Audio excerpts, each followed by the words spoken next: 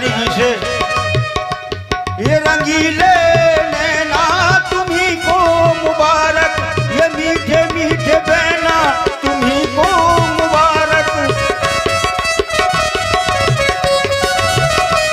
और हमारी तरफ से, हमारी तरफ से, हमारी तरफ से निगाहें हटा ले, हमें जिंदा रहने दे ऐ मुरली वाले, हमें जिंदा रहने दे ऐ मुरली वाले। काली काली अलकों के फंदे क्यों डाले, काली काली अलकों के फंदे क्यों डाले, हमें जिंदा रहने दे ऐ मुरली वाले, हमें जिंदा रहने दे ऐ मुरली वाले। मुरली वाले, मुरली वाले, मुरली वाले, मुरली वाले, मुरली वाले।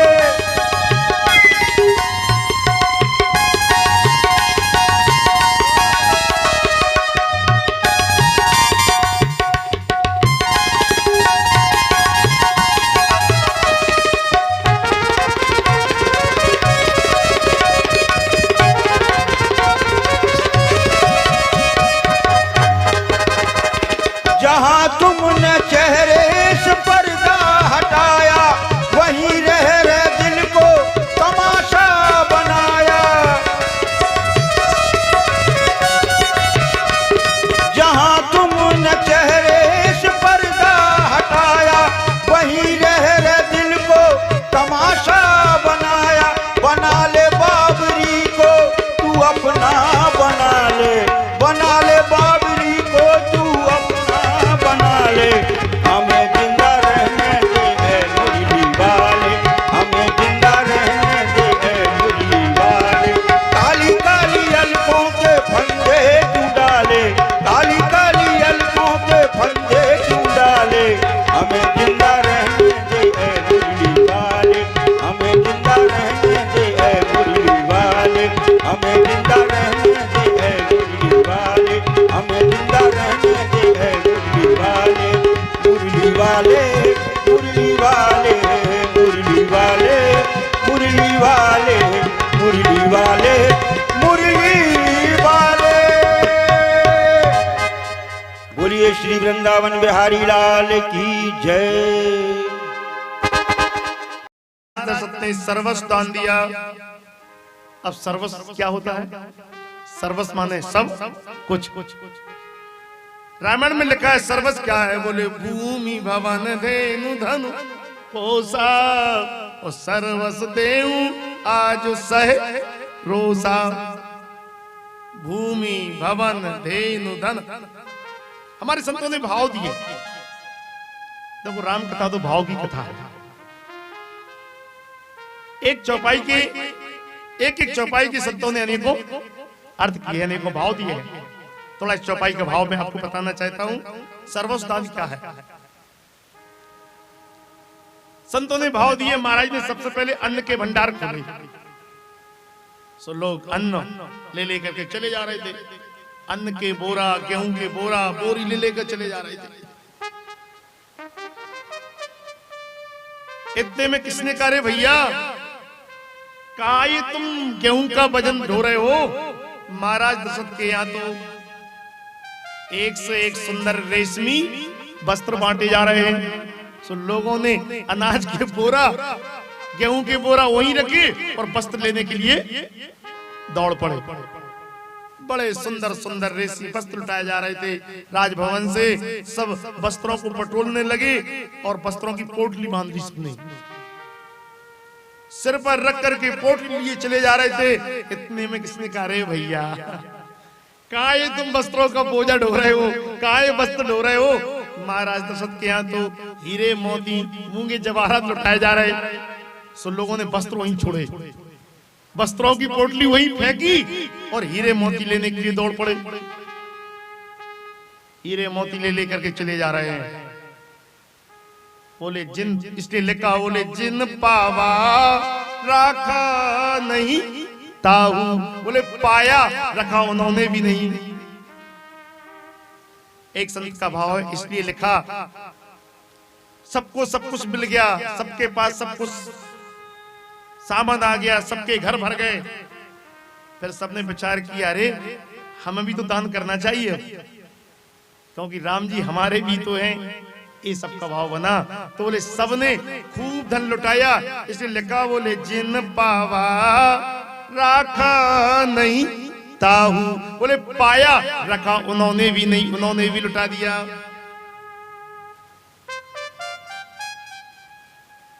लेकिन सर्वस्व दान क्या है, जिसकी मैं चर्चा करना चाहता हूं। आज पूरी अयोध्या महाराज दशरथ के यहां दरवाजे पर खड़ी है। महाराज दशरथ बड़े प्रसन्न हैं। महाराज दशरथ कहते हैं, बताओ आज किसको क्या चाहिए। आज जिसको जो चाहिए वो मिलेगा। महाराज दशरथ कहते हैं संपूर्ण अयोध्या वासियों से, आज जिसको जो कुछ चाहिए बोलो, आज सबको सब कुछ मिलेगा। एक बुजुर्ग ने देखा महाराज दशरथ आज बड़े प्रसन्न हैं। महाराज दशरथ आज बड़े प्रसन्न दिखाई दे रहे हैं। एक बुजुर्ग ने कहा, महाराज हमको सब कुछ मिल गया, लेकिन जो लाल जी आए हैं हमें उनका तो दर्शन करा दीजिए आप। उनका दर्शन तो हुआ नहीं है, लाल जी का दर्शन कराइए, राम जी का दर्शन कराइए। महाराज दशरथ बड़े प्रसन्न हैं। महाराज दशरथ जी राम जी को लेकर के आए। समझना सर्वस्व दान क्या होता है। महाराज दशरथ राम जी को लेकर के आए। जैसे सबने राम जी के दर्शन किए, लेकिन एक बुजुर्ग व्यक्ति ने महाराज से कहा, महाराज लाल जी को हमारे हाथों में दे दो। तो महाराज दशरथ ने राम जी को एक बुजुर्ग के हाथों में दे दिया। जैसे उस बुजुर्ग के हाथों में राम जी आए, बगल में दूसरा बुजुर्ग खड़ा था। अरे कहा, थोड़ा भैया हमें भी दे दो राम जी, थोड़ा हम भी ले लें। दूसरे बुजुर्ग के हाथों में चले गए। इस तरह एक एक करके जितने अयोध्या वासी थे, राम जी सबके हाथों में गए। तो सर्वस्व दान क्या है? सर्वस्व दान ये नहीं है, सर्वस्व तो राम जी हैं। बंधु, हमारे जीवन के सर्वस्व क्या है? राम जी। और महाराज दशरथ ने क्या दिए सबको? राम, माने सबके हाथों में राम दिए। इसलिए लिखा बाबा गोस्वामी जी ने, सर्वस्व दान दीन सबका, सर्वस्व दान दीन सबका, सर्वस्व दान दीन सबका, सर्वस्व दान दीन सबका, सर्वस्व दान दीन सब काहू। सर्वस्व माने राम जी। भूमि भवन धेनु धन कोसा, लेकिन सर्वस्व तो वास्तव में हमारे राम जी, ये संत महात्मा कहते हैं। और महाराज दशरथ ने क्या दिए? सबको राम। अच्छा, एक बात तो समझ लीजिए, यहां राम जी एक बार सबके जीवन में आते हैं। हमारे संत महात्मा कहते हैं इसका भाव ये है कि राम जी एक बार तो सबके जीवन में आते हैं, सब पर कृपा करते हैं, लेकिन रख कोई बिरला ही पाता है। देखो राम जी गए तो सबके पास, पर रहे किसी के पास नहीं। लौट करके कहां आ गए? महाराज दशरथ के पास। महाराज दशरथ ने सबको राम दिए, सबके पास राम जी गए, लेकिन वापस महाराज दशरथ के पास आ गए। इसका अर्थ है कि राम जी एक बार सबके जीवन में आते हैं, सब पर कृपा करते हैं, लेकिन रख कोई बिरला ही पाता है। रख कौन पाते हैं? बोले महाराज दशरथ। और महाराज दशरथ कौन है? धर्म धुरंधर गुण निधि ज्ञानी, हम धुरंधर गुण निधि ज्ञानी, धर्म धुरंधर गुण निधि ज्ञानी, धर्म धुरंधर गुण निधि ज्ञानी, हृदय भगति मति सारंग पाणी, मति सारंग पानी। जो धर्म धुरंधर होता है जो धर्म के काम करता है, धर्म धुरंधर गुण निधि ज्ञानी, हृदय भगति, जिनके हृदय में भक्ति होती है, मति सारंग पाणी, जिनकी बुद्धि सारंग पाणी भगवान में लगी रहती है, तब महाराज राम जी कृपा करते हैं। अच्छा, ताऊ का एक अर्थ और भी है। ताऊ माने होती है गरीबी। बोले जिन पावा राखा नहीं ताऊ, जब से राम जी आए तो सबकी गरीबी मिट गई, सबकी दरिद्रता मिट गई। आज महाराज दशरथ ने सब कुछ दान कर दिया, सबके घर भर दिए, माने किसी के यहाँ गरीबी नहीं रही, किसी के यहाँ अभाव नहीं रहा। गरीबी क्या है, अभाव क्या है बंधु? गरीबी तो है जिसके जीवन में राम नहीं है। अभाव क्या है? इसके जीवन में राम नहीं है। महाराज दशरथ ने सबकी गरीबी मिटा दी, सबको राम दे दिए। बोलिए प्रभु रामचंद्र भगवान की जय। बंधु, बड़ा सुंदर जन्म का महोत्सव चल रहा है, जन्म का आनंद चल रहा है, इसलिए थोड़ी और जन्म की चर्चा बढ़ाएंगे। देखो, ये राम जी का जन्म हो चाहे कन्हैया जी का जन्म हो, हमारे भोले बाबा दर्शन करने के लिए अवश्य पधारते हैं। ये तो लिखा तो ये है, सभी देवी देवता आते हैं। कल हमने सारा किया था, यही दिन राम जन्म श्रुति गावई और तीरथ सकल तहां चलो आवई। अच्छा बताओ, तीर्थ कितने हैं? व्यक्ति पूरे जीवन भी तीर्थ करता रहे, पूरे जीवन, फिर भी संपूर्ण तीर्थों को नहीं कर सकता। बताओ कर सकता है क्या? नहीं कर सकता। तो ले संपूर्ण तीर्थ जीवन में कैसे हो? बड़ी सुंदर बात हमारे संतों ने कही कि जहां राम जी का जन्म महोत्सव मनाया जाता है, वहां सब तीर्थ चल करके आ जाते हैं। तो हम राम जन्म महोत्सव मनाए अपने घर में मनाते हैं, हम राम नवमी मनाते हैं, कृष्ण जन्माष्टमी मनाते हैं, तो सब देवता और तीर्थ वहां चल करके आते हैं। भले हम नहीं जा सके, लेकिन सभी देवता और तीर्थ तो चल करके आ जाते हैं। कितना बड़ा लाभ है। हमारे भोले बाबा बस पधारते हैं।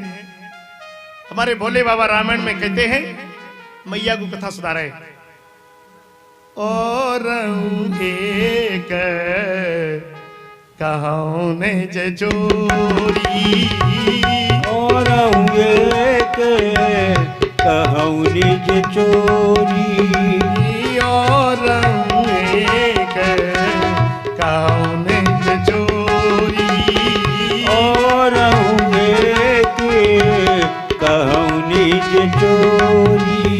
सुन गिर जाती तृणमति तोरी, सुन गिर जात जड़मत मोरी। और एक कहूं निज चोरी। भोले बाबा कहते हैं, देवी अब मैं आपको अपनी एक निज चोरी की कथा सुना रहा हूं। किसकी कथा?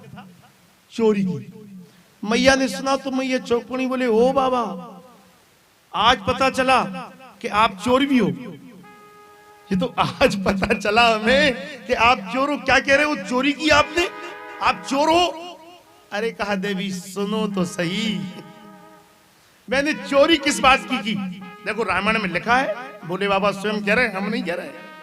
और एक और कहूं निज चोरी, सुन गिर जा अति दृढ़मति तोरी। और भोले बाबा कहते हम अकेले नहीं थे। बोले काग वो सुंड संग हम दो, मनुज रूप जा नहीं नहीं को। हम और कागभूषण जी थे। बड़ा सुंदर प्रसंग है। भोले बाबा ने कहा हम भेष बदल करके आए। कागभूषण जी साथ में थे, लेकिन गुरुवर वशिष्ठ जी ने कह दिया कि राम जी अभी प्रसूत गृह से बाहर नहीं आ सकते हैं। राम जी तो प्रसूत गृह में रहेंगे। अब दर्शन कैसे हो? क्योंकि प्रसूत गृह में तो माता को प्रवेश मिलता है, पुरुषों को प्रवेश थोड़ी मिलता है वहां। भोले बाबा ने काम ने युक्ति से काम लिया। देखो नाम तो है भोले बाबा, पर युक्ति बनाने में बड़े चतुर हैं। भोले बाबा युक्ति बनाने में, जुगाड़ करने में बड़े चतुर हैं। भोले बाबा स्वयं कह रहे, बोले हम पनघट पर पहुंचे और हम ज्योतिषी बन गए। अब भोले बाबा तो भोले बाबा कुछ भी बन जाए, भोले बाबा ने कहा हम ज्योतिषी बन गए और हमने माताओं की हाथ की रेखा देखना प्रारंभ कर दिया। अब भोले बाबा तो भोले बाबा, जिसका हाथ पकड़े उसी के तीनों कालों की बात बता दे।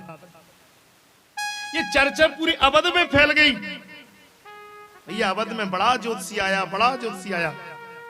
एक कप्तावली में बाबा गोस्वामी ने भाव दिया है, अवध में आगमी एक आयो। बोले कैसा है?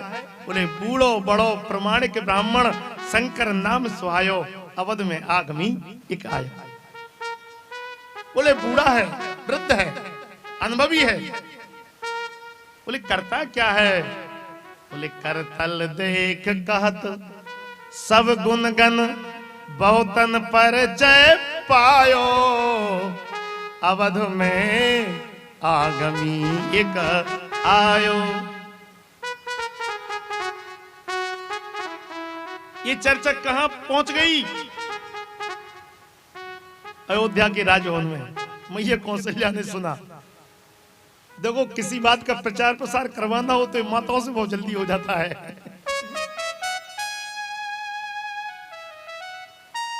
जैसे मैया कौशल्या ने सुना तो मैया कौशल्या ने कहा वो ज्योतिषी को राजभवन में बुलाओ, हम भी अपने रामलला कहां दिखाएंगे। एक दासी पहुंची और कहा बोले बाबा से, बोले भाग खुल गए विप्रवर और चलो हमारे साथ, और राजभवन में देखियो राम लला को हाथ। बोले बाबा से कहा बाबा यहाँ कहां बैठे हो? अरे राजभवन में चलो, तुम्हारे भाग खुल गए। मैया कौशल्या ने तुम्हें बुलाया, वो अपने लाला का हाथ दिखाना चाहती हैं। अब भोले बाबा तो यही चाहते थे। भोले बाबा की तो मन की हो गई, कहा जल्दी चलो, कहा कुसुम जी जल्दी चलो। जैसे राजभवन में भोले बाबा तो प्रवेश कर गए और काकभूषुंडी जी को रोक दिया। भोले बाबा ने पीछे मुड़ के देखा, बोले काकभूषुंडी जी तो रह गए, भाई काकभूषुंडी जी रह गए तो भी हमारी पोल खोल देंगे। भाई दो लोग जाए और एक को दर्शन हो जाए, एक का काम बन जाए, दूसरे का ना बने। भोले बाबा कहते हैं हरी दासियों, वो हमारा शिष्यों से अंदर आने दो। अरे कहा महाराज ये राजभवन है, यहाँ हर किसी को प्रवेश नहीं मिलता, केवल आपके लिए आदेश हुआ है। सो भोले बाबा कहने लगे, देखो कितनी सुंदर बात कह रहा है युक्ति से। बोले देवी बात जरा ऐसी है, जिस काम के लिए हमें बुलाया है उस काम को तो हमारा शिष्य करता है। अच्छा बाबा ये बात है, तो बाबा फिर आपका कोई काम नहीं, आप बाहर आ जाओ। आप क्यों जा रहे हो? आप कहां जा रहे हो? आप बाहर आओ, आपका शिष्य अंदर जाएगा। भोले बाबा कहते नहीं नहीं, जरा बात ऐसी है। भोले बाबा कहते हैं काम बने ना जुगल बिना, करो नया पैरोस, और रेखा देखत शिष्य है, और हम वर्णत गुण दोष, और हम वर्णत गुण दोष। ये हमारा शिष्य रेखाओं को देखता है, कोई अनुभवी नहीं है, अभी सीख रहा है, तो हम गुणों और दोषों का वर्णन करते हैं। भोले बाबा कहते हैं इस तरह हमने चोरी से छुप करके भेष बदल करके दर्शन किए। मैया पार्वती की कथा सुन रही, जैसे आप लोग सुन रहे हो। मैया की स्मृति जागृत हो गई कथा सुनते सुनते। देखो कथा से हमारी स्मृति जागृत होती है, ध्यान रखना। कथा का इसलिए तो बड़ा महत्व है सुनने का। मैया की स्मृति जागृत हो गई और मैया कहती है बाबा आपको पता है वो दासी कौन थी जो आपको लेके गई? बाबा ने कहा हम तो नहीं पहचानते थे उसे, पता नहीं कौन दासी थी वो। मैया कहती हैं बाबा अब मैं समझ गई, वो चोर आप ही थे, वो ज्योतिषी आप थे। कहती हैं बाबा दासी मैं ही थी जो आपको लेके गई थी वहां, वो दासी मैं ही थी जो आपको लेके वहां गई थी। तो सब आते हैं भगवान के जन्मोत्सव में। भगवान के सुंदर जन्मोत्सव की चर्चा तो चर्चा है। बोलिए भक्तवत्सल भगवान की जय। श्री राम जय राम जय जय राम। श्री राम जय राम जय जय राम। श्री राम जय राम जय जय राम। ओम श्री राम जय राम जय जय राम। श्री राम जय राम जय जय राम। ओम श्री राम जय राम जय जय राम। देखो कथा में कीर्तन का बड़ा महत्व है। आप लोग कथा सुनने आए हो, कथा का महत्व अपनी जगह है, लेकिन कथा के मध्य में कीर्तन का अपना महत्व है। लेकिन किसी बात को सीधे सीधे कह दिया जाए तो बात समझ में नहीं आती है। सिद्धांत की बात सीधे समझ में नहीं आती है, और उसी को यदि दृष्टांत के द्वारा कहा जाए तो बात समझ में आ जाती है। पहले तो थोड़ा सा मैं आपको कथा में कीर्तन का महत्व बताऊं। हमारे यहाँ वेदांत में लिखा है, उपनिषद में लिखा है, हम सब जीव हैं, ये तो सब जानते हैं। कल आपने सुना ईश्वर अंश जीव अविनाशी। जीव की मुक्ति 4 तरह की होती है। जीव की मुक्ति कितने तरह की होती है? 4 तरह की। ये मुक्ति समझ लीजिए। पहली मुक्ति होती है सालोक्य मुक्ति, दूसरी मुक्ति होती है सामीप्य, तीसरी होती है सारूप्य, और चौथी होती है सायुज्य।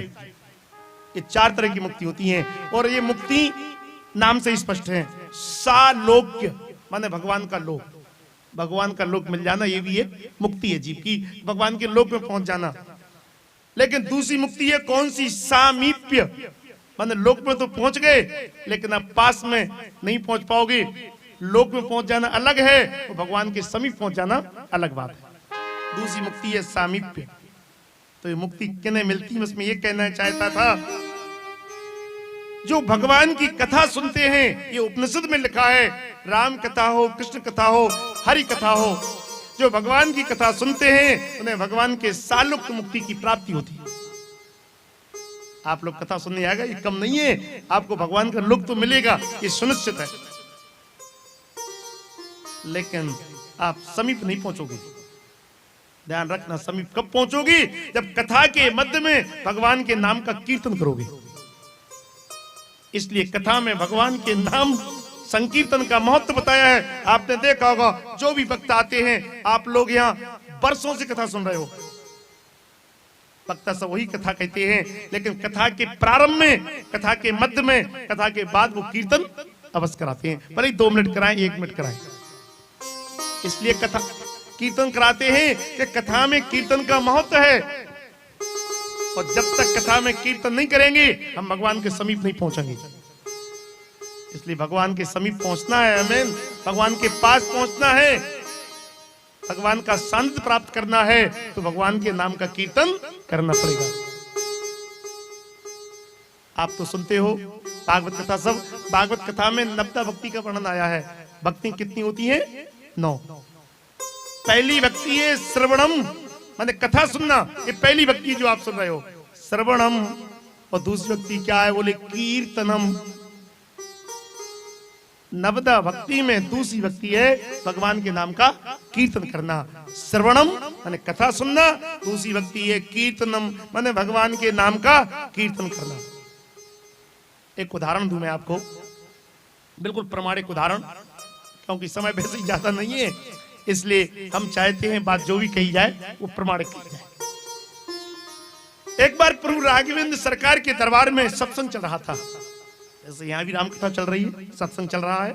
लिखा है, एक दिन दरबार में और राघव ऋषियन संग, अति शांति छाई वहां, सुहोत रहता सत्संग।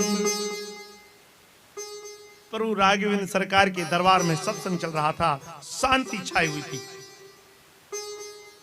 इतने में किसी ने आकर के कहा, प्रभु आपके गुरुदेव मुनि विश्वामित्र पधारे हैं।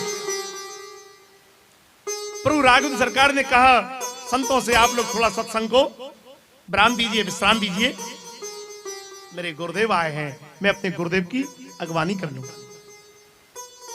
प्रभु राघवेंद्र सरकार तो मुनि विश्वामित्र की अगवानी करने के लिए चले गए और उसी दरबार में देवर्षि नारद भी विराजमान थे। देवर्षि नारद जहां हो, आप लोग समझ गए होंगे, समझो कुछ ना कुछ तो उत्पात वहां होगा, कुछ ना कुछ तो गड़बड़ होगी। उसी सभा में एक सौदास नाम के राजा बैठे हुए थे। तो देवर्षि नारद ने सौदास से कहा, देखो सौदास, जब मुनि विश्वामित्र पधारेंगे तो सब उठ करके उन्हें प्रणाम करेंगे, लेकिन आप प्रणाम मत करना। बोले हम प्रणाम क्यों नहीं करेंगे भाई? बोले इसलिए कि मुनि विश्वामित्र क्षत्रिय हैं और आप भी क्षत्रिय हो, और भला क्षत्रिय को प्रणाम क्यों करे? आपको प्रणाम करने की आवश्यकता नहीं है। लिखा है कि नारद ऋषि ने आन कर और कर दीनो उत्पाद, और विश्वामित्र के संग में सो कर दी भारी घात। जैसे मुनि विश्वामित्र पधारे, बोले गादी सुवन दरबार में, और आई सहित हुलास, और सभी सभा ठाड़ी हुई, उठो न नृप सौदास।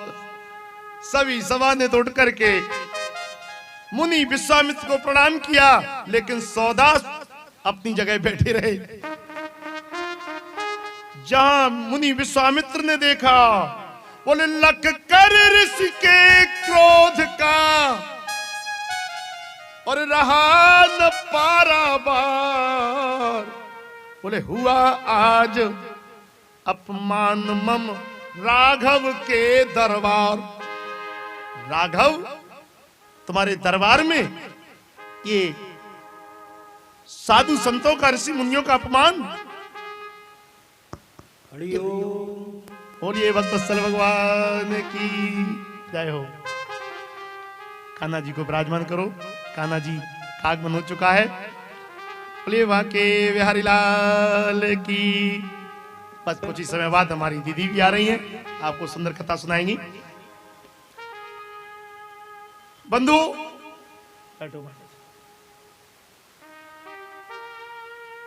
जैसे देवर्षि नारद ने सुना, तो ले देखो सौदास, या तो मान सम्मान की बातें होने लगी। अब यहाँ क्या सत्संग होगा? क्या मान सम्मान की बातें चलें ज्यादा, वहां क्या सत्संग होगा? अब यहाँ क्या सत्संग सुनना है? चलो चलते हैं। और सौदास का हाथ पकड़ करके देवर्षि नारद लेके चले गए।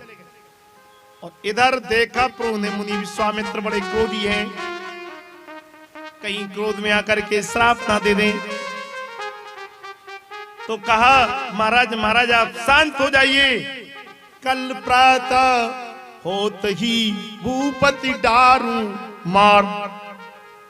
मुनि विश्वामित्र ने प्रण कर दिया, कल प्रातः होते ही मैं राजा सौदास को मार दूंगा, आप शांत हो जाइए। मुनि भी शांत हो गए।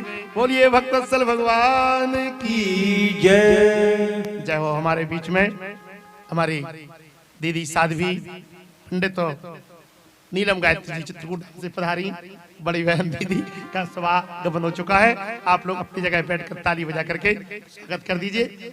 और दीदी विराजे, आसन ग्रहण करें। बड़ी कृपा करके थोड़ी पहले आ जाती है, हम भी कथा सुन लेंगे। अब देखो, जय हो। बंदो जैसे सायंकाल का समय हुआ, देवर्षि नारद सौदास के पास पहुंचे। बोले सौदास कुशल से हो? हाँ। बोले महाराज आप जैसे संतों की कृपा है, आप जैसे संतों का आशीर्वाद है, कुशल है। अरे बोले क्या कुशल है? तुम्हारी अब कोई कुशल नहीं, तुम्हारी कोई खैर नहीं। बोले महाराज क्या कह रहे हो? बोले हाँ। क्या होगा महाराज ये तो बताओ। अरे बोले तुम्हें मारने का प्रण प्रभु राघवेंद्र सरकार ने कर दिया है, कल प्रातः काल वो तुम्हें मारेंगे। बोले मैंने उनका क्या बिगाड़ा, मुझे क्यों मार रहे हैं वो? बोले इसलिए तुमने उनके गुरुजी को प्रणाम नहीं किया। बोले महाराज आपने तो कहा था कि आपको प्रणाम करने की आवश्यकता नहीं है। देवर्षि नारद कहने लगे देखो हमारा नाम है नारद, हमारा काम है दूसरों को फंसाना, तुम क्यों फंस गए? कई लोग कहते हैं महाराज अब हम क्या करें, हम अमुक व्यक्ति की बातों में आ गए। हम कहते हैं अरे बोले आप भी तो सत्संग सुन रहे थे, आपने सत्संग में क्या सुना? हम तो सब कुछ कह रहे थे, तुमने हमारी बात क्यों मानी? अच्छा बताओ, देखो कोई हमें फंसाता है, वो विवेक रखता है, तो हमारे पास विवेक नहीं है क्या? तो विवेक हमारे पास भी है। देखो भगवान ने विवेक रूपी मशीन सबको लगाई, किसी के साथ भेदभाव नहीं किया। ऐसा कोई नहीं जिसे भगवान ने विवेक ना दिया हो। भगवान ने सबको विवेक दिया, सब विवेकी हैं। देखो विवेक का एक स्वभाव है, एक को समझ लीजिए। विवेक की बात चल रही है इसलिए बता रहा हूं, विवेक सबके पास है, लेकिन विवेक का एक स्वभाव है, क्या? सो जाना। विवेक तो हम और आप सबके पास है, लेकिन विवेक का स्वभाव क्या है? सो जाना। विवेक सुप्त हो जाता है, विवेक सो जाता है। हमारा विवेक भी सोया हुआ है, तो उसे क्या करना पड़ता है? जगाना पड़ता है। वो विवेक जगता कहाँ है? विवेक जगता है सत्संग में। बिन सत्संग विवेक न होई, बिनु सत्संग विवेक न होई, बिन सत्संग विवेक न होई, बिनु सत्संग विवेक न होई।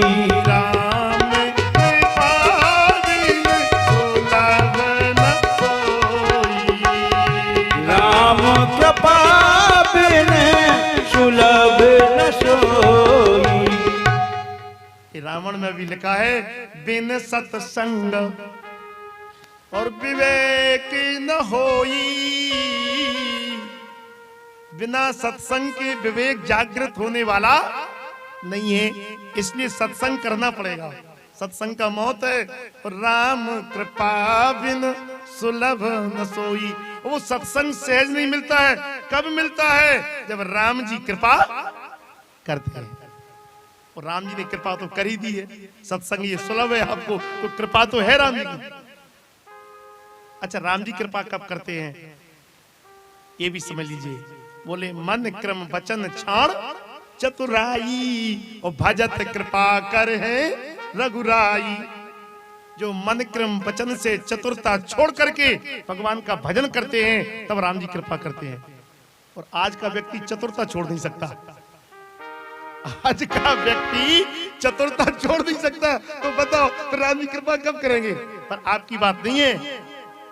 कल आपने सुना था, हमारी दीदी कह रही थी राम अतर्क बुद्धि मन वाणी। राम जी बुद्धि और मन से परे हैं। तो यहाँ देवर्षि नारद कहते हैं सौदास जी महाराज आप हमारी बातों में क्यों आ गए? आप क्यों फंस गए? आपने हमारी बात क्यों मान ली? अब तो महाराज आपने अच्छा फंसा दिया। देवर्षि नारद ने कहा कोई बात नहीं, हमने फंसा दिया तो चलो हम निपटा भी देंगे अब तुम्हें। बस लेकिन हम तो ये देखना चाहते थे कि तुम्हारे अंदर कितना विवेक है। देखो आजकल भी ऐसे कई नारद हैं। पहले तो एक नारद थे, देखते में लगता है कि नारद इधर की बात उधर करते हैं। नारद कोई बात बताते हैं तो उसे भक्ति निकलती है, क्योंकि नारद जी महाराज को भक्ति का अवतार माना गया है। श्रीमद् भागवत महापुराण के अनुसार नारद जी महाराज 24 अवतारों में आते हैं और नारद जी महाराज का जो अवतार है वो भक्ति का अवतार है।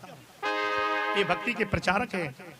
इसलिए नारद जी कोई भी बात अगर बताते हैं तो भक्ति निकलती है। अच्छा आजकल भी ऐसे बहुत नारद हैं। आजकल के नारद क्या करते हैं, कोई बात विदा तो देते पर निपटाते नहीं है। इसलिए आज के नारद से बचना है। आज के नारद कोई बात बता देते हैं पर निपटाते नहीं है वो। बोलिए भक्तवत्सल भगवान की जय। हाँ ठीक है, प्रसंग पूरा हो जाए 5-7 मिनट में।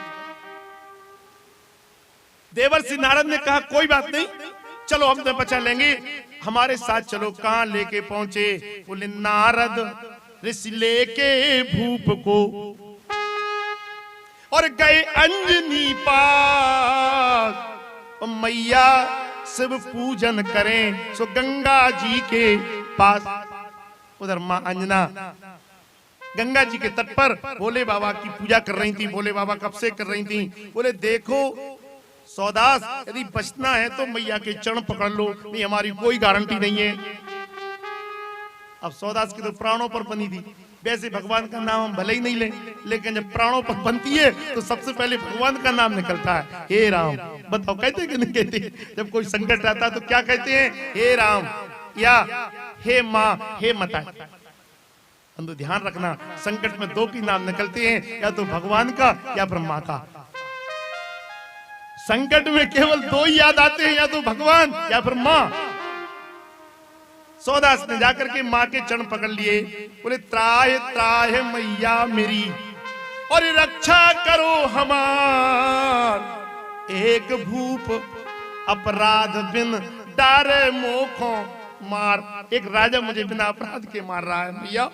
जहां मैया ने सुना तो मैया कहने लगी अरे भूप अकुलाओ नहीं, और देती जीवन दान। ध्यान लगाकर माँ तूने सो बुला लिए हनुमान। हनुमान जी महाराज को बुला लिया, ध्यान लगाया। बोलिए हनुमान जी महाराज की जय। हनुमान जी महाराज ने आकर के मैया के चरणों में प्रणाम किया। कहा माँ मुझे किस लिए याद किया? कहा बेटा हनुमान, इस राजा को कोई राजा बिना अपराध के मार रहा है, तुम्हें इसकी रक्षा करनी है। पूछा सौदास से, बताओ भैया कौन मार रहा है तुम्हें? तो बोले मुझे मारने का प्रण प्रभु राघवेंद्र सरकार ने कर दिया। तो कहने लगे हनुमान जी महाराज मैया मैया क्षमा करना, हम इस राजा की रक्षा नहीं कर पाएंगे, क्योंकि हमारे प्रभु ने मारने का प्रण किया है। इतने में देवर्षि नारद आ गए। देखो देवर्षि नारद महान बैरिस्टर हैं, संत नहीं है बल्कि ये संता। नारद देखा विकल जयंता, लागी दया कोमल चित संता। नारद जी महाराज कहने लगे धन्य मर्यादा पुरुषोत्तम प्रभु राघवेंद्र सरकार, जो एक विमाता के कहने से 14 वर्ष के लिए वनवास को चले गए, और उनके भक्त हनुमान देखो अपनी मैया की एक छोटी बात नहीं मान रहे, ऐसे इनके भक्त हैं। हनुमान जी महाराज कहने लगे मैया मैया क्षमा करना, हम रक्षा करेंगे। और सौदास को लेकर के कहां गए? बोले सौदास हमारे साथ चलो। सरयू सरिकली कलुष सावन सरयू मैया के पास लेके पहुंचे। सरयू मैया में सौदास को कंठ के बराबर जल में खड़ा कर दिया, तो खड़ताल दे दी। बोले देखो सौदास, यदि बचना चाहते हो तो राम नाम का कीर्तन करो, संकीर्तन करो। अब सौदास की तो प्राणों पर बनी थी, तो कीर्तन करने लगे। श्री राम जय राम जय जय राम, श्री राम जय राम जय जय राम, श्री राम जय राम जय जय राम, श्री राम जय राम जय जय राम। कीर्तन चल रहा था, और इधर प्रभु राघवेंद्र सरकार ने शत्रुघ्न जी को बुलाया और कहा जाओ जहां भी राजा सौदास मिले उसे मार देना। शत्रुघ्न जी धनुष बाण लेकर के पहुंचे, और जैसे देखा ये सौदास तो प्रभु के नाम का कीर्तन कर रहा है, इसे मारेंगे तो लोग क्या कहेंगे, इसे मारना ठीक नहीं है। तो प्रणाम करके आए और प्रभु के चरणों में धनुष बाण रख दिया।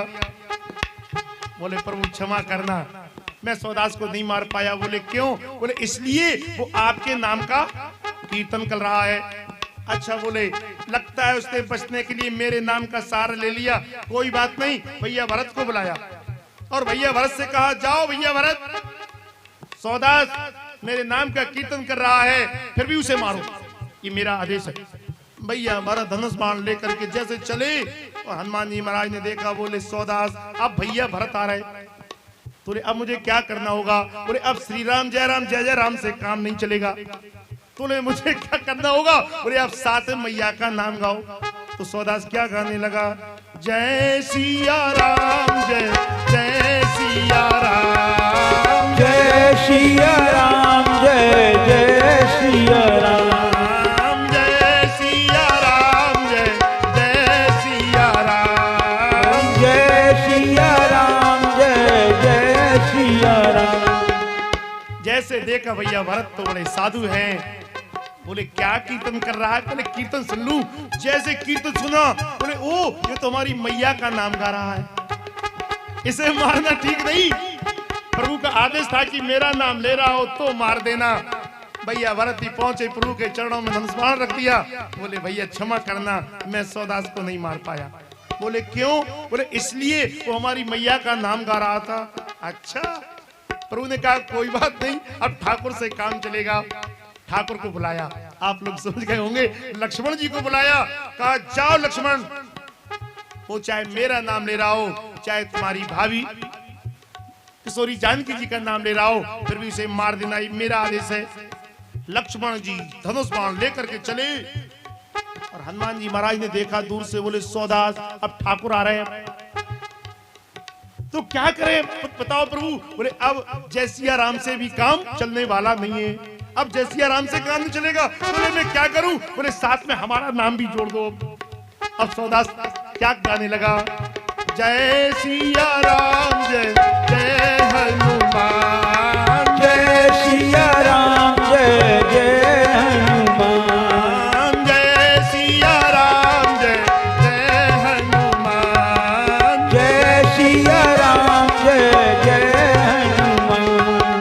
जैसे लक्ष्मण जी आए और देखा, बोले ओ ये तो भक्त हनुमान का नाम ले रहा है, इसे मारना ठीक नहीं है, लोग क्या कहेंगे कि भक्त का नाम ले रहा था। फिर भी उसे मार दिया गया। लक्ष्मण जी पहुंचे और जाके धनुष बाण रख दिया। बोले प्रभु क्षमा करना, मैं सौदास को नहीं मार पाया। बोले क्यों? बोले इसलिए वो आपके भक्त हनुमान का नाम ले रहा था।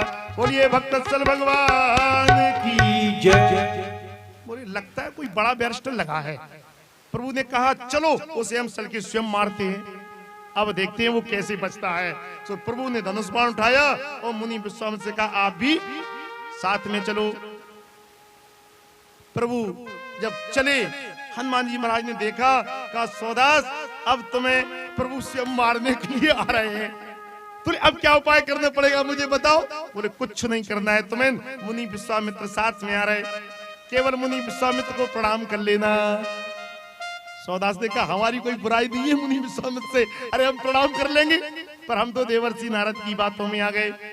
जैसे प्रभु राज सरकार पहुंचे, सौदास जल में से निकले और सबसे पहले मुनि विश्वामित्र को लेट करके साष्टांग प्रणाम किया।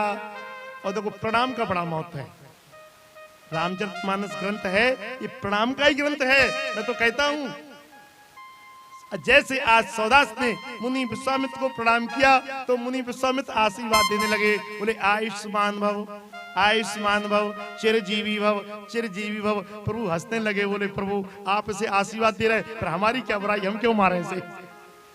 इतने में देवर्षि नारद आ गए और देवर्षि नारद ने कहा देखो सौदास, हम तुम्हें ये बताना चाहते थे, जिस सत्संग को सुनने के लिए तुम प्रभु के दरबार में गए थे, प्रभु की सभा में गए थे, आज तुमने प्रभु के नाम का कीर्तन किया तो आज पूरी सभा तुम्हारे पास चल के आ गई। ये भगवान नाम संकीर्तन का महत्व, इसलिए हम कहना ये चाहते थे, कथा में कीर्तन का बड़ा महत्व है। तो ज्यादा समय अब नहीं लेते हुए, हाँ ठीक है, हमारी दीदी वहां बैठी, इनसे हम प्रश्नों का आनंद लेंगे। बोलिए भक्तवत्सल भगवान की जय। इसलिए जब भी कथा में कीर्तन की बात आए, कीर्तन अवश्य करना, क्योंकि दूसरी मुक्ति है सामीप मुक्ति, ये हमें तभी मिलेगी जब कथा में भगवान के नाम का संकीर्तन करेंगे। अब मुक्ति तो 4 है, अब 2 की चर्चा और हो जाएगी, अभी 2 दिन और हैं हमारे बीच में। जय सिया राम जय जय हनुमान, जय सिया राम जय जय हनुमान, जय सिया राम जय जय हनुमान, जय सिया राम जय जय हनुमान, संकट मोचन कृपा निधान, संकट मोचन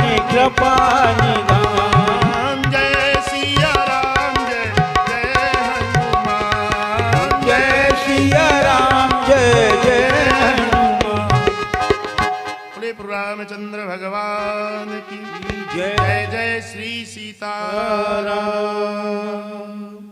अब हमारे समिति कमेटी के सदस्य आकर के दीदी माँ का स्वागत भी करेंगे।